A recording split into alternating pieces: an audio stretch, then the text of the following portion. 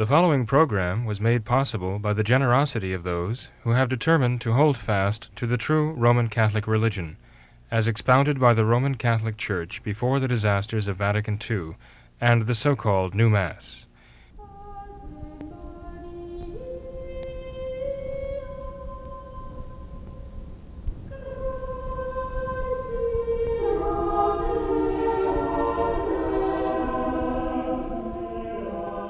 Hello and welcome to What Catholics Believe. I'm your host, Thomas Nagley, and with me tonight is Father William Jenkins. He is a priest member of the Society of St. Pius V, and he's also the pastor of Immaculate Conception Church right here in Norwood, Ohio. Hello, Father. How are you tonight? Very fine, Tom. Thank you. How are you doing? Well, Father, thanks for asking. Father, I thought we could start tonight with an interesting email that we received from a viewer with a link to an article concerning the topic of usury. This has been a recurrent theme on this program over the years. I know it always ignites some kind of controversy, so I thought we could briefly go through some of the points made in this article, Father, and get your take on them. So, just to summarize here, this writer says that the idea that the lender can't use the money when he lends is the classical argument to rationalize usury. But the bank doesn't actually lend anything. It's all credit by bookkeeping. So he says the time value of money is the notion that holding money today is worth more than tomorrow. And then he goes on to say that nowadays the creditors are usually banks, and the banks don't actually lend anything. They only create credit by bookkeeping. That is what fractional reserve banking is. Double entry bookkeeping in which debit and credit are implicit and automatic. Would you say that that's true, Father? I would say yes. Okay. Okay. So, would you agree with this? That is his point. With this point, this time value hoax, as he terms it. Well, you know, when we're talking about usury and we're talking about the financial system today and the banking system today, I would have to agree with what I think his point is, and that is the banking system today is a gigantic hoax, I believe, and it is usurious. There's no doubt about it. I mean, the very idea of fractional reserve, right? That people deposit money with a bank, right? And the bank then holds a certain reserve and then lends, as though it's their money, lends that to others, right? And can lend 10 times, 20 times, 50 times what they're actually worth, or what they actually hold. Not of their own money, but of yours, right? Of all the depositors. There's obviously something really, really immoral about that. With the idea that all the creditors are not going to claim their money at the same time, so there won't be a run on the bank. They take that as a signal that they can then lend that money out. Not only lend it out, but for every dollar they have, they can lend out $100 for every one they have, or $1,000 for every dollar they hold, you know, in reserve. There's obviously something really, really wrong with that whole idea, right? Fractional reserve system. And so they're just basically playing a shell game with money. Not only a shell game, but even worse than that. I mean, it's sort of like some trying to play some kind of magic trick on people with regard to money. And not only that, but you've got these traders who are really trading nothing. You know, they're trading shares in what? I mean, is there any real value there? Are they just, is it all a gigantic Ponzi scheme, you know? I mean, I think one could make the argument that the entire system is a gigantic Ponzi scheme, the idea of modern banking, you know? What concerns me is, though, people can conflate that with capitalism, free enterprise, and so on. They're not the same thing, okay? This banking system was created by moneyed powers, Rothschilds and so on, Rothschilds. Mm-hmm. It's not Rothschilds, it's Rothschild. The Red Shields is what their name means. The House of Rothschild. And going back before them, I mean, there were money speculators, money lenders, right? And they would finance wars with kings, and they would actually have kingdoms go into hock to them, right? And it was just, that was their business, really, doing that. Sure. So rather than financing anything that was actually productive, they were financing destruction. The that is a very different thing from the principle of the capitalist system, where you actually invest in something productive, get added value to it, inventiveness, and make goods that were really the result of someone's creativity, someone's inventiveness, that really served a useful purpose, and then made them as widely available as possible to people, so that even those who had a modest income could afford to better themselves and obtain appliances and so on that made life a lot easier, like the washing machine and so on. Right? If it were not for the free market and capitalism, that would not have happened. So the idea of investors wanting to invest their wealth in an idea that could be developed and produce good and actually promote the common good of the society, that's what the capitalist notion is all about.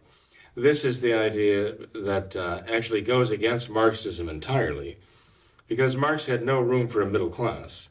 There were the owners, the bourgeoisie, and there were the laborers who didn't own anything. All they could give was their labor. There was no middle class possible in that sense, and that's why whenever you have socialism take over society, they have to destroy the middle class. And the middle class, it either withers away, or it is violently done to death, right? Because the whole system is bent upon the bourgeoisie and the proletariat, right? Capital and labor, and it can't allow for a class that owns and works, that is capital and labor, right? That is bettering itself, and by its own labor can then reward itself by acquiring and owning and producing. That's what capitalism really is all about. It's not so much about making just a handful of rich people or enriching even a multitude of people. It's about enabling as many people as possible to be laborers and owners, right? Mm-hmm. So, in other words, to have their own businesses, with the result of their own work. And, the investment in something like that, that's not usury, but lending money you don't have, requiring money in return that you don't have, that no one has, that has to be created from somewhere or stolen from someone else. That's what usury is really all about. So, Father, is it intrinsically immoral for a bank to be loaning money? In a Catholic economic system, who would be loaning the money? Would it be individuals owning the money? Because obviously it would be much harder for an individual to forge some kind of bookkeeping thing and create this money out of nothing. They would actually have to have real money, whereas a large institution like a bank, like he says, could do some kind of bookkeeping thing and just create this money on the books and make it appear. Well, again, I think you can have banks without the fractional reserve system. You can have banking without the idea of the bank then having rights to take your money and treat it as though it were its own, and to loan it out at 100 times the amount that they have on hand.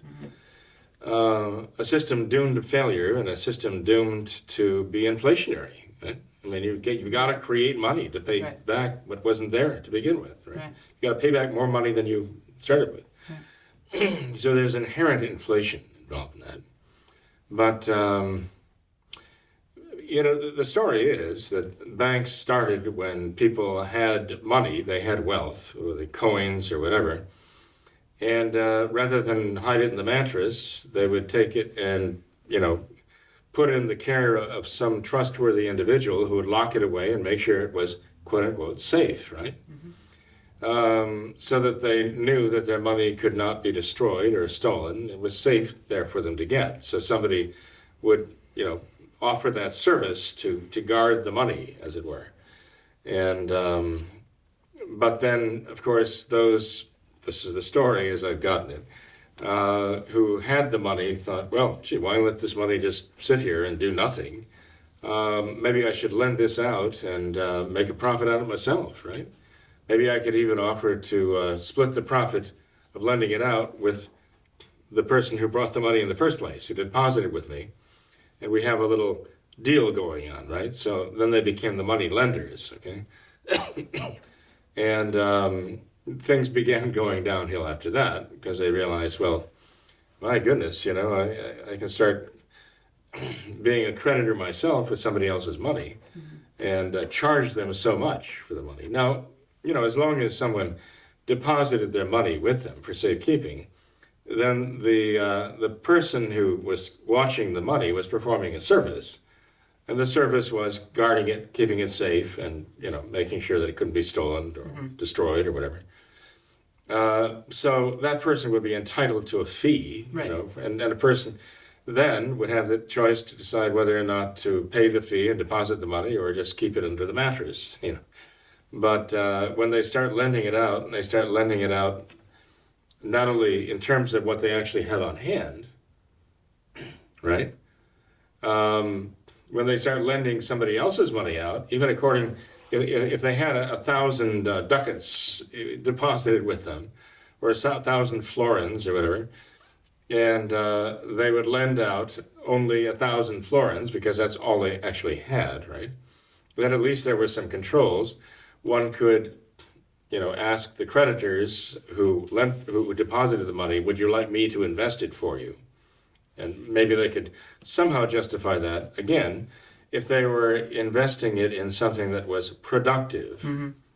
If they're just lending it out to people who want to wage war, if they're lending it out to people who are destitute and can't feed the family, obviously you're going to have to, that is not right. The Old Testament, usury was considered to be a matter of taking advantage of people who are poor and in need and demanding what they could not pay so that you could actually take from them. It was just putting them in a position where you could actually take away what little they did have.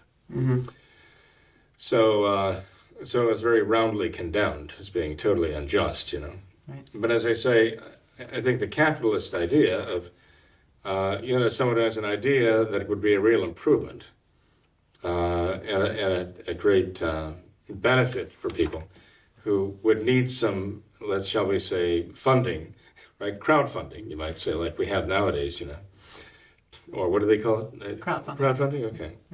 Where people say, yeah, I'd like to see this idea go to market. I'd like to see this developed, and I'd like to see the benefit of this, go as widely as possible.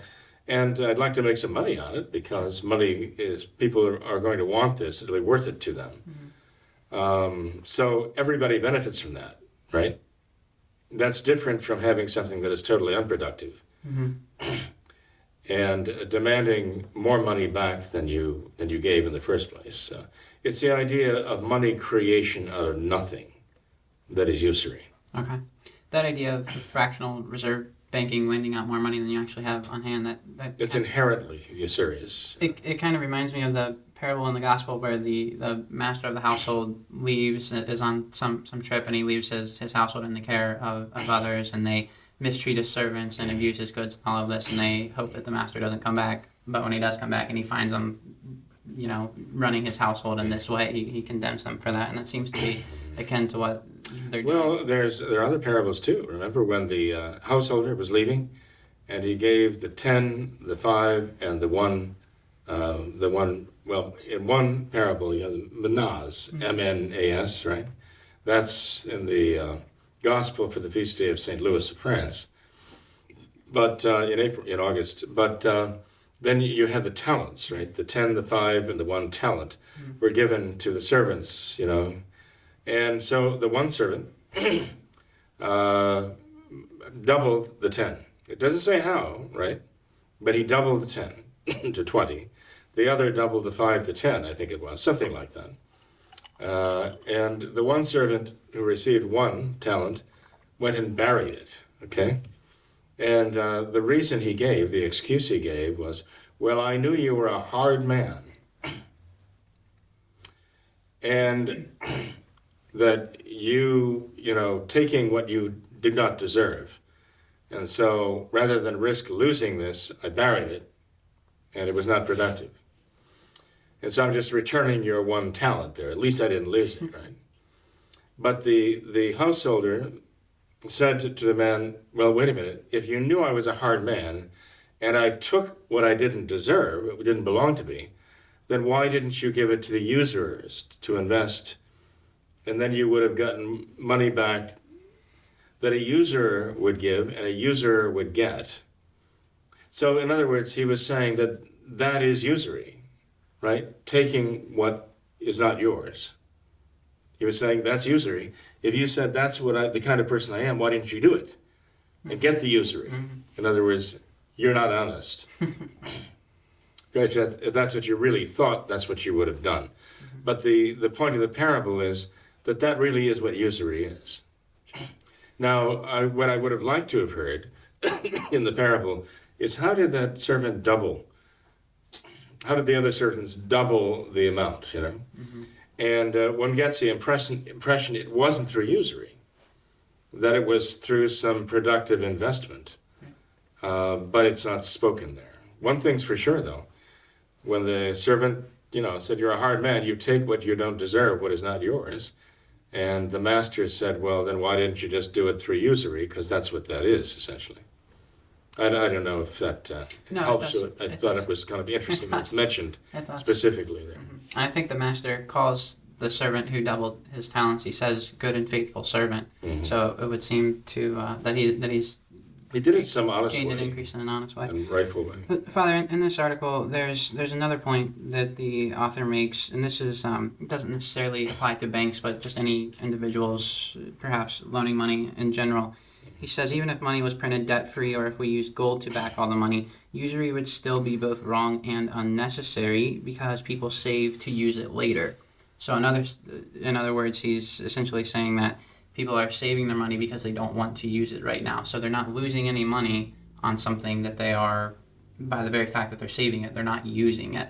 So how would you respond to that? I guess I don't understand his point. He's saying that people are saving their money, so they're not using it, obviously. So would be usurers.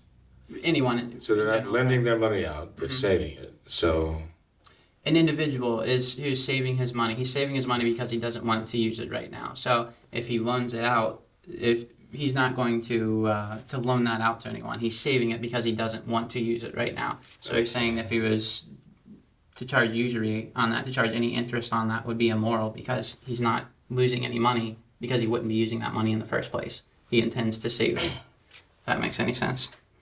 I can read what he wrote here. That might help a little bit. He says, he says they don't want to use the money now, otherwise they would not save, so they lose absolutely zero by not being able to use it now if they lend it out. Not using it now but later is the essence of saving. And if we are not going to use it now, why not let somebody else use it in the meantime? Even if we think inflation is wrong, most inflation in the sense of rising prices since the war was caused by even higher interest charges passed on through prices. It was not caused by money printing. The extra money was printed to pay off the usury. Interest-bearing money cannot exist without eternally rising prices or eternal deflation. I think he's a bit wrong there in a sense, because the money supply should somehow, to keep the value of money even, with the passage of time, right? If the money supply should be geared according to the goods and services available in the society. So as the society becomes more wealthy, becomes wealthier in terms of inventions and production of food, clothing, shelter, those basics, and other things, it's not wrong to have the money supply increase in order to actually stay abreast of the value of all those things in the society, right? So, but what I object to about what this man is saying is that if it is a man, is that if the man keeps the money, he's not lost it. So why would he be entitled to interest if he did decide to lend it out instead? But again, if you have inflation in society, then, in other words, what he's kind of implying that if holding money did constitute a loss of value, as it would, I mean, let's face it, if you're holding money now, and inflation is going on, then your money's losing value Right. as you're holding it. What he's implying, it seems to me, is that if you're holding your money and saving it, and it is going down in value, then you would be entitled to try to offset that by lending it out and charging an interest rate that would, let's say, at least allow your money to maintain its value by increasing it. You understand what I mean? Sure. And I don't necessarily agree with that whole idea. Okay. Now, maybe he would agree with me that, or she would agree with me, that it's a vicious circle. You know, he seemed to imply, or even state perhaps, that the more money that is put into circulation, then that affects the value of the money. I mean, as you flood, that's what inflation means, inflate the money supply. And now you have more money freely available, and prices are going to rise because the money is there. People can charge more, right? And the more the prices rise, the more money people need, right? So it's kind of a vicious circle there. But also, the more interest rates are raised, more loans that are made, the more money is lent, then the more money has to come back to pay off the principal and the interest, right? That also requires that you inflate the money supply. You've got to add money to an inflationary economy, which requires the creation of money to pay back all the loans. And so that too, I mean, from that point of view, it's a vicious circle. You've got to be pumping more money in. So we have the Federal Reserve, which is, this is not the United States government. This is a private banking concern is what it is. That actually lends money to our government, our United States government. And we are responsible for those loans. And then the Federal Reserve actually distributes the money to the banking system, actually entitles our Treasury, right, to print money for us, right? And the whole thing is, it was said back when that Woodrow Wilson actually sold the United States of America into slavery, into economic slavery when he brought the Federal Reserve in. It is also said that that's one reason why Andrew Jackson was killed, that he was actually murdered, the story is, because he absolutely was death on the central banks. And he wasn't going to allow the United States of America to be enslaved by this central banking system, which the Federal Reserve System is, certainly. So, we're told that the Federal Reserve System is going to save us from all kinds of economic crises and keep us on an even keel economically, and you see what that does. How's that working out? It's not working too well. And it couldn't work too well. It wasn't meant to work well. Not for us anyway. It wasn't meant to be for our favor. It is enriching a handful of people, making them just unimaginably wealthy, and giving them extreme amount of power over our lives and over our countries. So, this is a prelude to socialism. Spend your nation into debt and make your nation a debtor nation, and the whole country and everybody in the country owes a creditor, who is not your country, who is outside your country. So we think about the other nations of the world being better debtor nations. We are a debtor nation, big time, because of the Federal Reserve. Right. So, I agree with this gentleman in principle, but I think we could have a lively discussion about some of the other aspects. As I say, my concern is that people not conflate the whole idea of capitalism and the free market system and being able to fund inventiveness and see the value of that to produce goods and services that really enhance, that aid people, that really help people live better lives, even lives in this world. Obviously, we'd like it all tied together with this supernatural and spiritual life too. But to encourage and to promote and to fund the inventiveness of people is not something contrary to the faith. It is God who gave people this inventiveness, right? It's a matter of the soul here. And, the fact that we're created in the image of God, that we can do these things. God has given us these powers, and He wants them to be developed for our own benefit, though. And unfortunately, right now, that is not being done. Things are being skewed, and when the government itself is in collusion with the financial interests, and it's kind of a cartel almost, unto itself. When they're working hand in glove, you already have socialism. When the government controls the means of production, because the politicians and the business, shall we say, the big business moguls are working hand in hand for each other's benefit to keep each other in power, then you have socialism. Right. Father, one final point on this, just to bring it down to a more practical level. It seems to me that so much of this usury issue could be solved, at least on a more personal level, by more responsibility, more personal responsibility with money. Because it seems that this issue is so often raised because there are so many Americans, so many people who are just drowning in debt.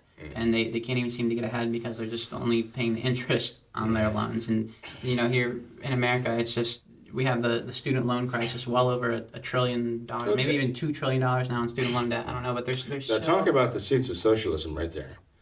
That everybody comes into a professional career owing the government his life, right?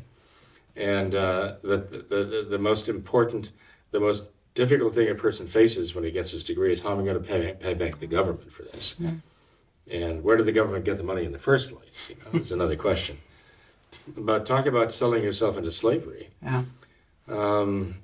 This is a major problem here, and a lot of those degrees aren't worth the money that was given in loans, right? It's impossible almost to pay it back. So talk about a system that is doomed, that is absolutely destined to fail. But that's what socialism is.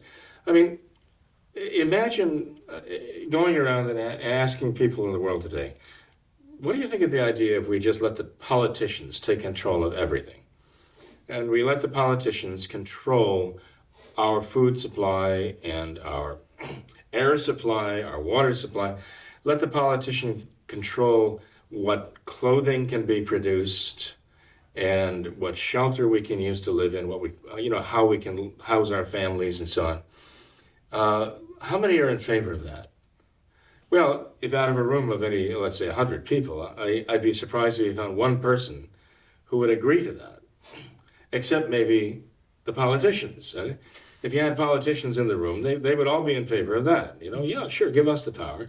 But there should be about the only ones. I wouldn't be so sure if just today I saw an article where, I don't have the exact numbers, but there was a survey they did, and they noticed particularly the younger groups of Americans that they are more and more in favor of more government control, being in charge of their daily lives. They want more welfare. They want more programs from the government. They want the government to have more control.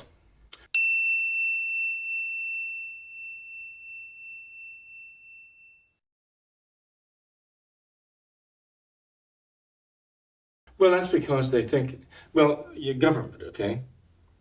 But I don't know that they would say, yes, I want the politicians. For some reason, these people don't, they see the government as some sort of a mystic power out there, the government, almost divine, almost like a divine power. That is their God, almost, But, in terms of the politicians, they don't see them. In terms of the political hacks, the politicians, regardless of where they are in government, right, what positions they hold, and all the bureaucracy that comes from that, all the bureaucrats that they have in tow, that control the nitty-gritty things, the things that actually apply to people's lives. Because the politicians can make all the laws they want, right? But the bureaucrats are the ones who actually apply them, So you take that entire apparatus and you pull the curtain aside because Toto is tugging on the dance cuff, and you see the Wizard of Oz back there, okay? And you realize, oh, look, this is just a regular guy, But he's got his arms on the levers, the thunder and lightning and everything else. And that makes him the great Wizard of Oz. And you say, well, I don't want him running my life, you know. I'm going to kowtow and bow down before the great wizard here, but when I see, actually, this is just these bureaucrats and politicians who put them into power, going basically running my life, and that's what they do for a living. That's their living, controlling my life, telling me what I can have and can't have, what I can do and what I can't do, and what I must do, or else, you know. Then I think people get a little bit of reality. They smell the smelling salts. They come to out of the stupor, and they realize, well, no, that's not what I want. I mean, Alexandria Ocasio-Cortez may be all in favor of socialism if she were in the government. Right. And she were one of those politicians, you know, telling everybody else how they have to live. But if she doesn't like it when she's not in that position, when she's a regular private citizen and has everybody else telling her how she has to live, the government, she doesn't like that at all.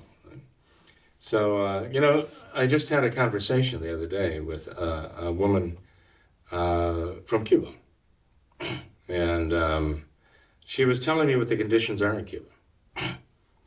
The farmers can raise a cow, but if they kill a cow, they can go to prison for 10 years. She said 7, but then someone with her said, no, it's actually longer than that. So if you kill a cow to eat it, you can raise it, but it's not yours. It's not your cow. You can raise it, but you're raising it for somebody else. Notably, the bureaucrats, the government, owns your cow, right? If you're caught with beef, the meat, beef in your refrigerator or freezer, if you have that luxury, you can be sent to jail for 7 years for having beef in your refrigerator. You're allowed to have chickens and the eggs they produce. You're allowed to have pork. So you can raise pigs. And you can eat the chicken and you can eat the pigs. But beef, that's only for those who are the nomenclatura, the government. She says, even though they have no chocolate over there, whatever little they can get is extremely expensive. They don't have sugar. Now they raise sugar. What does a socialist government do with its sugar? It sells it. Who does it sell it to? Other lands, other governments that can afford it. Capitalist governments that can afford to buy the sugar. And the socialists are very happy to sell it to them because that enriches them, okay? The bureaucrats and the politicians. But the people don't get it. They can't have it. What else? Coffee, she says. Coffee. Cuba. You'd think of other things. Coffee. She says coffee is almost impossible to get over there. To get coffee over there. And when you find it, it's extremely expensive, you know. Now, you mean to tell me that Raul Castro doesn't have coffee and sugar or beef? I don't believe it. No. He's not one of the comrades to that extent, right? That he's willing to give these things up, right? No, he's got everybody else's coffee and sugar and chocolate and beef, right? And his buddies in the government. So, but as she was explaining this to me, I was really shocked. She says, yeah, when we, if a Cuban person leaves the United States and goes to visit relatives in Cuba, they have to take some of these things with them. It's like a great boon. And some of those goods are produced in Cuba, sold to us, and then families have to travel there and take these things back as gifts to the people who even produce them. And this is what socialism does. It's a criminal enterprise, socialism. Socialism is a top to bottom a criminal enterprise. And it is Marxism applied with a vengeance, of course, without conscience. Can I say the only people who would really be in favor? Well, I mean, look, if Ocasio-Cortez, if any of the Bernie Sanders, okay, if you offered them an all expenses paid vacation to Venezuela for a week or 2 weeks, do you think they'd go? Why don't they go to this paradise? Why don't they go to Cuba? Why don't they go to Venezuela and vacation there and experience paradise there? Is it because they really believe what they're saying, that this socialism is really the way to go? I can't help but think that their reluctance to live in the existing socialist nations isn't a telling statement that they know it's poison, but they're just looking to be the top dogs in a socialist nation because they say how they live, not how the people live. That's what they want. It's doomed to failure. I mean, when you reward, I told the kids recently. I told the kids recently about a college professor who was facing some students who are these snowflake types of students who were objecting that there was such a divide in the grading of the class, that there were students who were getting A's, others getting B's and C's and D's. They thought this was absolutely intolerable, that this was not equitable, this was not equal, this was not equality, and they were demanding equality. And of course, some of the best students were demanding equality. Some of the students were earning the 90s and 95% of the test. They were also on board that this was not equal, this is shameful, they were embarrassed for their success, and while others were not doing so well. And so the professor made a deal with him. He said, well, look, I'll do this, okay? This year, this is how I will grade you all. I'll administer the test, and then I will average it all out so you all get the same grade, okay? So if one person gets a 95, another gets a 75, both of them will get an 85. But it's not going to be just the two, any two of you, it's all of you together. I'll do that with all of you. So sure enough, the next test, they all got, well, maybe an 85%, right? Because there were those who still pulled really good grades and those who didn't pull such good grades. And the next test, it went down to about maybe 75. The next test, quite a bit lower. It's easy to see why. I mean, the students who were working hard and trying to do their best, no matter what they did, their grades were being determined by those who weren't trying hard and weren't doing their best. So their grades were inevitably going to be marked lower and lower. The ones, by the way, who were doing the poorest saw no incentive for working harder because whereas before they might have been getting 50%, now they were getting 70% without working any harder at all. They could even work less. And the others were dragging them up. By the end of the class, everybody failed. And that's socialism. That's exactly how it works. You take those who produce, take away from them what they produce, and give it to those who don't. You're discouraging those who produce anything, and you're encouraging those who produce nothing. And pretty soon, there is no produce to give anybody. There's nothing to give anybody, right? And now they have to survive off by eating the crumbs that fall under the table of the masters, right? In the mansions. So this is what socialism does. I to get off on the subject here, no, but it's just inconceivable to me that we have people who really believe that this is a good idea. I think, Father, that a very similar thing happened when the Pilgrims first came over to the United States. I believe it only took them a matter of months, I believe, to figure this out, where when they first came over, they had a community garden where everyone was supposed to do their equal share, and then they would distribute all the produce from that equally. And I believe they almost starved to death the first time they went through all of this. So very quickly, they decided, well, wait, it's going to be better if each pilgrim has his individual land and he has to work it himself. That way, he reaps the fruits of his labor. And then they have something to share. Then they have something to be charitable with. And because of that, the very next harvest, they had an abundance because of that. So they went from almost starving to death to having an abundance just because of this simple idea. Well, there you are, Tom. Prime example. Yeah. Right from the beginning. And by the way, what does it have to do with what our writer wrote about here? Well, usury is one of the tools used to enslave nations. Usury is one of the tools to create socialism. It is a prime motive force behind socialism to have the entire nation go into debt. So I mean, it is pertinent to what this gentleman is asking. Do you see socialism in the future for the United States? I do. How soon? No. It's just socialism becoming more and more entrenched, right? We're in the process. We're definitely in the process of being socialized. This is going on for quite some time now. And we haven't, we've gone along with it. We've allowed it to happen, okay, by allowing elected officials to get into government and begin, suddenly they see the virtues of socialism, the government, the politicians and their bureaucrats controlling things. They like it. It's a better view from up there, different view from up there. You know? So yes, they're willing to go along with that. But it's an evil thing, clearly. Mm-hmm. And, you know, Pope Pius XI said it very well. He said, no one can be at the same time a good Catholic and a sincere socialist. It's impossible. So what happens next, Father? Where do we go from here on this path to socialism? Well, socialism is a result of immorality. You know, you mentioned people selling themselves or buying themselves, right, into debt.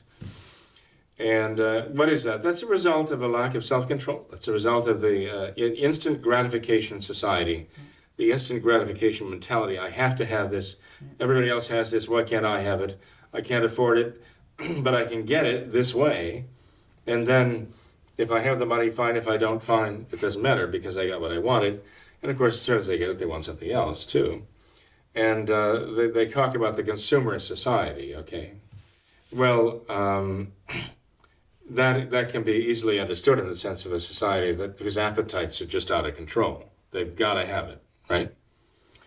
And this is what happens when they do that. Look at the Great Depression. You know, look at what happened there. Yes, you know, there was the businesses were booming. Okay, stocks were going higher and higher and higher. It was capitalism, but run amok in the sense that it was not controlled by morality or even by reason.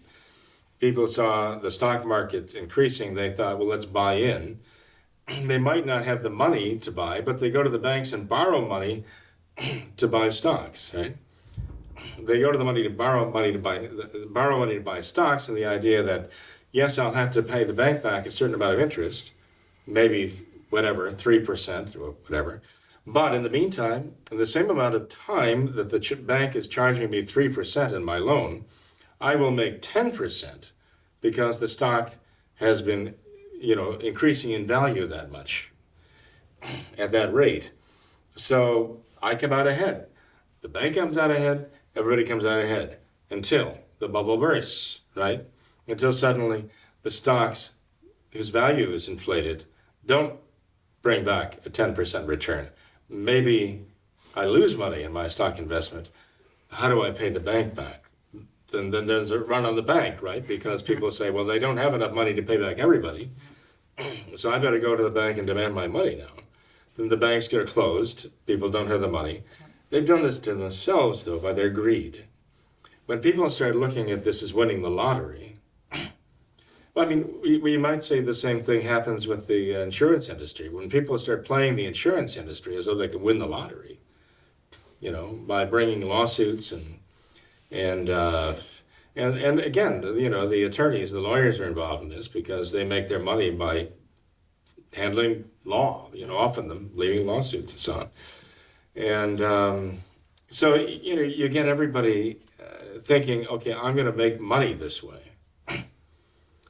And not everybody can make money that way. You know, it's impossible. It's like everybody thinking that, well, I'm going to, you know, spend my life savings on lottery tickets. And everybody's thinking, I'm going to win the lottery. And guess what? It's a moral problem. Yes. And until the morality of this country is restored, then we're doomed to repeat history, unfortunately. And so the question really comes down to how we're going to restore the morality of the country. We've got to restore true faith, not false faith, right? Like fake news, true faith, okay? And we have to restore the virtue of hope in our Lord Jesus Christ and charity, the love for God, the love for our neighbor, as God wishes. And we have to restore, in other words, the traditional moral principles of our traditional Catholic faith. It really has to come down to that. Right.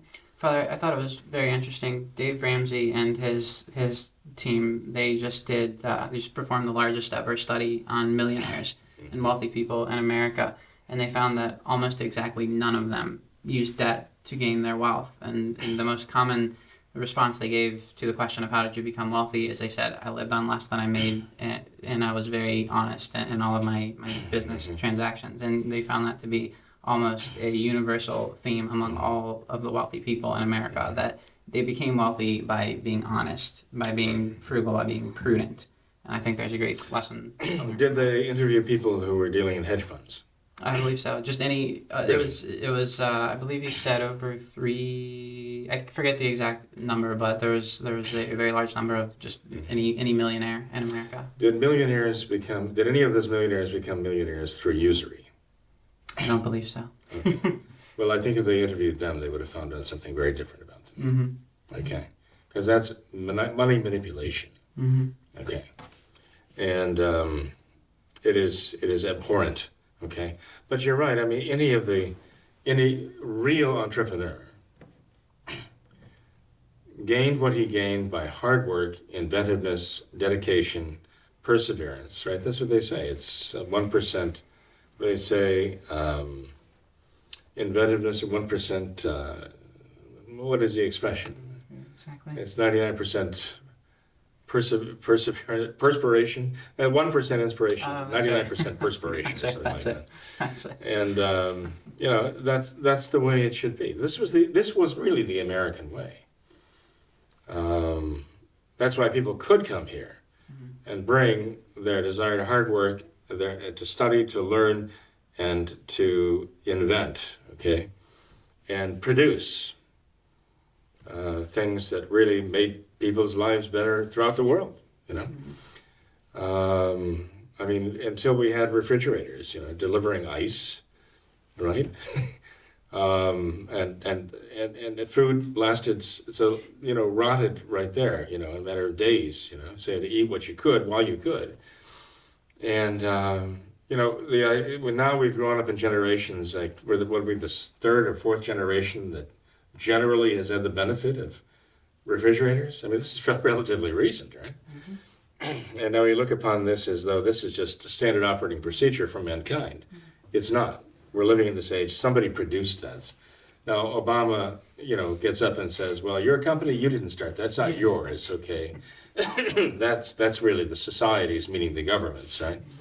But the fact is, you have the entrepreneurs who had to devote a great deal of their time, effort, knowledge, and perspiration, as well as inspiration, to make that happen, and they deserved a reward for that effort. Sure. But it couldn't have happened either unless people were willing to invest in that, in their idea and in them. It's really I guess if you talk to an entrepreneur now, and he is talking to those people who have ideas, and he wants to fund other people's ideas and work, he looks upon it as an investment in that person, right? Right. And his desire to produce something of real value. Mm-hmm. So, but this really was the American way. It wasn't just a matter of the shell game with money and playing the market, It was a matter of actually producing something of value. That's right. Father, last thing, and then I'll let you go. I wanted to get your take on this really quickly. This current event just in the news today, it came out that this Major League Baseball player, Mike Trout, he just received I believe it's the largest contract in sports history. I believe the numbers were the 12-year deal for $434 million. What's your take on that, Father? Well, somebody told me he's certainly well worth it. I just heard that. There were even some reports that he was underpaid. That he was underpaid. Well, I mean, my goodness. Why not $100 billion? Let's offer him what he's worth. Indisputably. I think it's symptomatic of the corruption of our society. that we have people who are risking their lives, saving lives, and and here we're paying somebody that to play a game. And I know, I've heard it before, not long ago, somebody was even telling me that, people will pay to see this. So since there are so many people who are willing to pay to see this man play baseball, that he has a right to the share of the money that comes in because of his involvement, or at least some of it. He should share in that. But one could say, okay, he's doing this, performing this, okay? So you might say it has a certain value, okay? But is it only really the value that it has in terms of the market and the entertainment value? Is that really the only way to measure the worth of what he's doing? If you were to, and this may be off the subject, but if you were to go into the stands of a major league, let's say a National Football League franchise, you went to the stands in a stadium on any given Sunday, and you were to interview the people in the stands and say, isn't world hunger a problem? Isn't it terrible to see children starving to death somewhere in the world? Oh, they would all agree. They would all agree. This is awful. It's inconceivable that in our modern times that could be happening. How could this be so? And what about this disease or this village in Africa that it doesn't have fresh water? You'd say, oh yes, that's an evil. We have to remedy that evil. Well, who has to do it? Well, the government. We have to get the government involved. They have to remedy these evils. And you think, well, now, what if we were to do this? What if one Sunday, even one football franchise, let alone the entire NFL, were to simply say, let's take all of the money that would come in, all the advertising revenue, all the players' salaries, even the utility costs of lighting up the stadiums and all the rest, right? Let's say we took all of that, all of the value of you name it, the monies that get poured, the advertising revenues and all the rest. And you just took all of that money that was generated by that, instead of letting people sit there and watch this for an hour and a half on one Sunday of their whole lives. And we devoted that money to solving this problem, right? Anywhere in the world, right? How much money are we talking about? Are we talking about a couple $100? A couple $100 million? We're talking about a lot more than that, I would think, right? A lot more than that.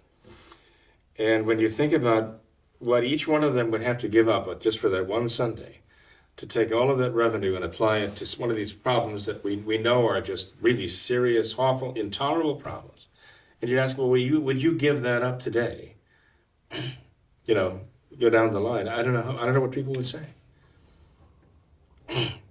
Would you give up one NFL Sunday and all the revenue and pay, right? The people who are paying out for this would pay for this cause instead. I don't know what they'd say. Father, if you ask that question in Cincinnati, you might get some disgruntled Bengals fans who would ask you to pay them not to watch the Bengals. Well, I have a certain loyalty, I must admit, okay? But I know a lot of disgruntled Bengals fans. But let's face it, unless their fans are in the playoffs, all of their fans are disgruntled, right? Yeah. Basically. So there's another part of it. There's only a relatively small number of fans who are really happy with the whole season anyway. So, but Tom, there's something really wrong with a society that puts such value on that and doesn't see there's something disordered about it. Sure. Now, if this gentleman who's making this $480-something million, what is it? 434, I believe. Oh, I'm sorry. Big difference. I'm talking about what he deserves. 434 is what he's actually getting. That's $1 million, right? Over 12 years. Over 12 years, right?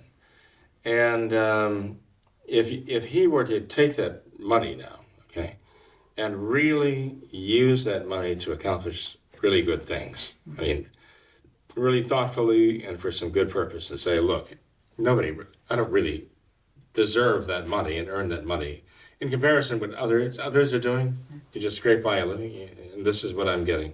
I have an obligation before God to do something good with this, and to use it, as we Catholics would say, for the 7 corporal works of mercy. I must devote my exaggerated income, to serve that purpose of God's purpose of the 7 corporal works of mercy. Isn't that what our Lord said in St. Matthew 25? I will turn, to those on my right hand and say, "Come, ye blessed of my Father, and take possession of the kingdom. Because when I was hungry, you fed me. When I was thirsty, you gave me to drink." I mean, these are the 7 corporal works of mercy. If there were a good person who were earning that much money, you'd think he would have the understanding, this is what I have to do with this. Mm-hmm. I need a certain amount of money to live on. I need to take care of my family. But the rest of this, really, I have a responsibility for. Sure. Mm-hmm. And one might say, well, injustice, do I owe it to other people? Well, maybe not injustice, but you can have a debt in charity, too. It can be a requirement in charity. There's an obligation in justice, but there's also an obligation in charity that God will hold people responsible for. So St. John Bosco made that point very strongly. Mm-hmm. To the ruling powers of Europe. He didn't hesitate to tell them their obligation in charity to take care of those in need. Mm-hmm. And that's what we need. I mean, we need profits. And I'm not saying profits instead of losses. I'm saying profits will stand up and just speak the truth, the law of God about this. Mm-hmm. The new law, the law of the New Testament, the New Covenant, the Beatitudes, and so on. So, and starting with the commandments, and then, of course, going to the Beatitudes too. We've got to get the people obeying the commandments. Even that is very hard these days, let alone observing the Beatitudes of our Lord in the Sermon on the Mount. But anyway, I didn't really expect the whole program to be on this subject, but it is. Yeah. Or it was. Sure. No, I think it's, we went on a bit longer than that, but I think it's a recurrent theme mm-hmm. that we hear a lot, and it obviously impacts everyone's life. There's a magic word we haven't mentioned yet, though. Francis. Right. The man who is promoting socialism throughout the world. There is nothing but evil to say about capitalism, right? Mm-hmm. Francis, promoting socialism throughout the world. And cannot find it in him to condemn socialism, but finds it in him to condemn capitalism all the time, right? So there you have a real corruption. So, but the problem is you've got many of these dutiful Catholic people who want to be Catholic, who are hearkening to this, and they're taking it seriously as though it's the voice of the church, but it's not. It's the voice of Francis. They're two different things. That's right. So that's why when you look at Congress, our Congress, and you look at our Senate, and you see so many of those people are Novus Ordo Catholics, and you would ask yourself, how can they be promoting this? And we're talking about Democrats with their abortion and all the rest now. Abortion until birth, right? You ask, how is it possible that we're going to have so many Catholics in our own government? And in power, not just bureaucrats, actually in power in our own government. And you see what's going on, and the answer, the Novus Ordo, the New Order, has done this. And of course, you'd almost call him the socialist in chief right now. Mm-hmm. It's not Maduro, and it's not even Castro. He's in the Vatican. It's Francis now. Corruption of the best thing is the worst thing. I think that would apply. It's the worst corruption. Yeah. That's right. Well, Father, thanks for being here tonight. I appreciate all of your time. Well, Tom, we've got to pray hard and be faithful through it all. So that's right. Thank you to all of our viewers for watching this episode of What Catholics Believe. Until next time, we ask that you all remember the words of Our Lady at Fatima, to consecrate yourselves and your families to the Immaculate Heart of Mary, and to pray and do penance. Thank you, and God bless you.